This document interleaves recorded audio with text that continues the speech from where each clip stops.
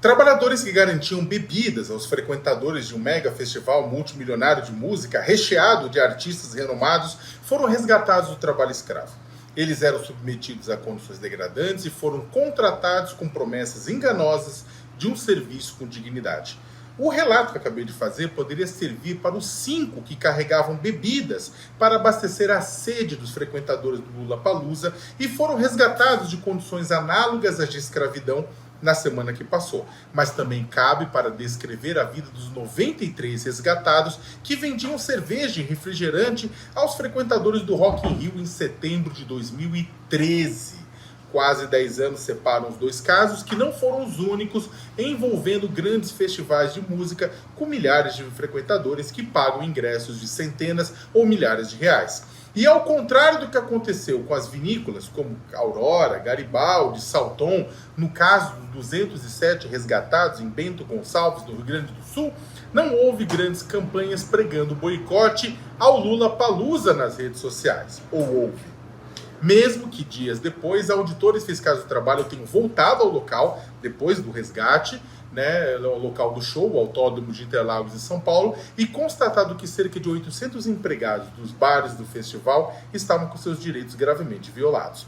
No caso do Rock in Rio em 2013, o Ministério do Trabalho e Emprego apontou a rede de fast food Bob's como responsável pelos trabalhadores escravizados. A rede disse que não era trabalho escravo, que estava contribuindo com as investigações e tudo mais.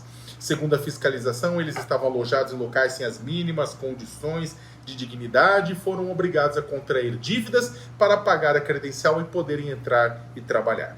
Para preencher as vagas, o Bob utilizou na época uma empresa que, por sua vez, subcontratou uma outra. 2 anos depois, a fiscalização do trabalho resgatou 17 pessoas de trabalho escravo novamente no Rock in Rio. Na edição de 2015, foi constatado esse crime na venda de batatas fritas por ambulantes de uma empresa chamada Batata no Cone, dentro do festival. Segundo o Ministério do Trabalho, as pessoas gastavam mais do que recebiam para atuar no local.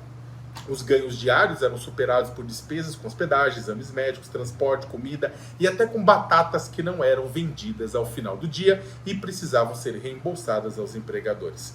No mais recente caso do Lollapalooza, 5 trabalhadores que atuavam na preparação do evento foram resgatados na última terça-feira, dia 21 de março, 3 dias antes de os shows começarem.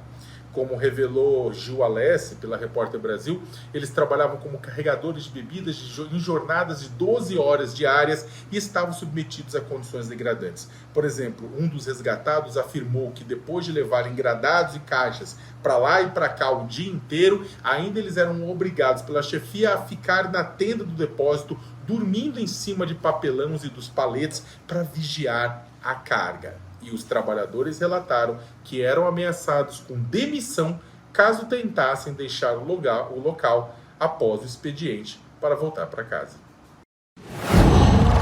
Qual?